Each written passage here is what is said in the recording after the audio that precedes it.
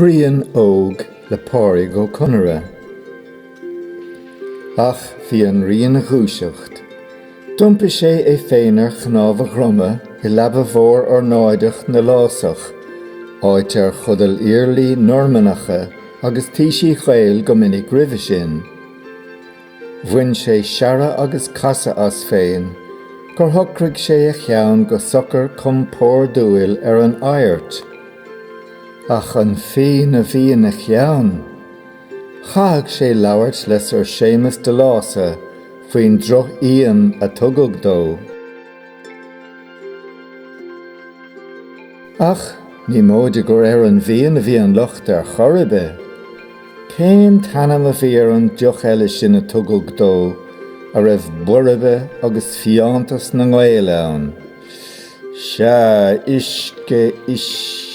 isce bethe, se, isce an donis a thugam se ar sa an rí bucht leis féin, agus a chligean á scailte.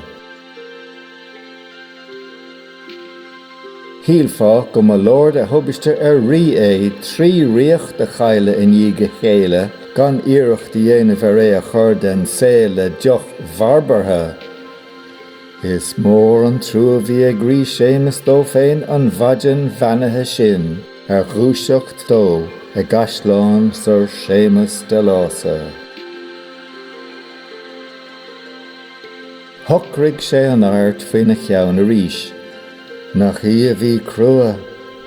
Chathag sé labhairt le sur séamas go gcuirfeadh sé smacht ar na searabhóntaí leapa.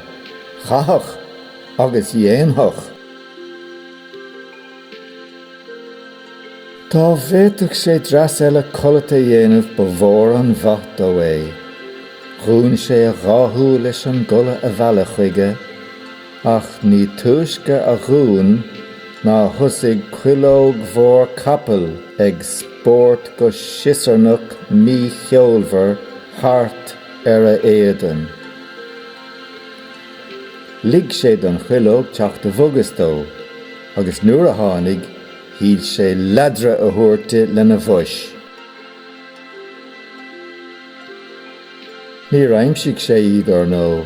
Híalfá go má mhór an spórt ag an ghuileog na hiarachtaí a bhí an rí a dhéanamh, agus ní minic a bhíonn seans ag Chuileog spórt a dhéanamh le rí. Ní raibh leis an Chuileog spórtúil seo a bailí é. Ní tuaisce a dhúnach an rí a ráthúil, ná thagach an Chuileog ar a ríis ag burdáil thart ar a thrón. Híl an rí an Chuileog a bhuala lena bhois a ríis, ach mo léan níor bhuail sé ach an téir. Bhéidig ar airg an rí, bhéidig ar thiosannach na Chuileoige. Biúdaí an Chuileog agus gachéon chóirsaid lóite é lipsach aici, thart ar thróin an rí. An trá nach míoch an rí ar a aire, thagach an Chuileog beagnach a nús ar a trón. Ach nuair a bhíigh sé ina híosús sa leaba, dánach an Chuileog ar an imil buíocha amach dá ceorcail, agus ceol gan cuire á hain aici ar feadh an achar.